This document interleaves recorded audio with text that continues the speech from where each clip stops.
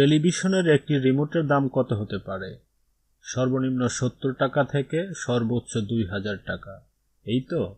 কিন্তু ছোট্ট এই রিমোটটি চুরি করে যদি ধরা পড়েন, তাহলে এই অপরাধের সাজার কথা ভাবুন তো।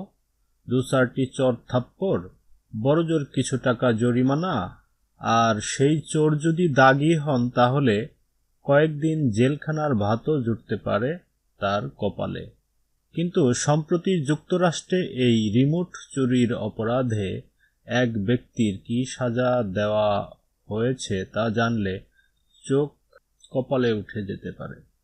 জরিমানা নয়, 2-1 দিন কারাবাসও নয়, টানা 22 বছর কারাদণ্ড দেওয়া হয়েছে ওই ব্যক্তিকে।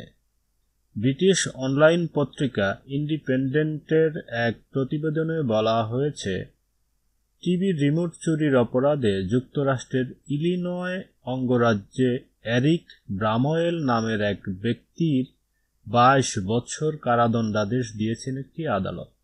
প্রতিবেদনে বলা হয়েছে, ইলিনয়ের হোয়েটন এলাকার একটি আবাসিক ভবন থেকে টিভির রিমোট চুরি করেন 35 বছর বয়সী এরিক। চুরি করে যাওয়ার সময় তিনি হাতের একটি দস্তানা ফেলে রেখে যান। পরে ওই দস্তানার সূত্র ধরে এরিককে গ্রেপ্তার করা হয়। তিনি দোষী সাব্যস্ত হন। সম্প্রতি তার অপরাধের রায় ঘোষণা করেন আদালত। আদালতের কৌঁসুলি বলেন, এরিকের অপরাধের ইতিহাস ঘেঁটে দেখা গেছে তার এই অপরাধের জন্য 30 বছর কারাদণ্ড পাওয়া উচিত ছিল। এর আগে তার বিরুদ্ধে পাশের ভবন থেকে এরকম রিমোট ও টিভি চুরির আরও অভিযোগ রয়েছে।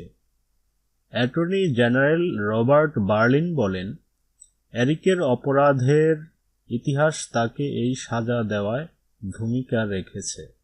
এরকম আরও সংবাদ জানতে আমাদের চ্যানেলটি সাবস্ক্রাইব করুন, সঙ্গে থাকুন।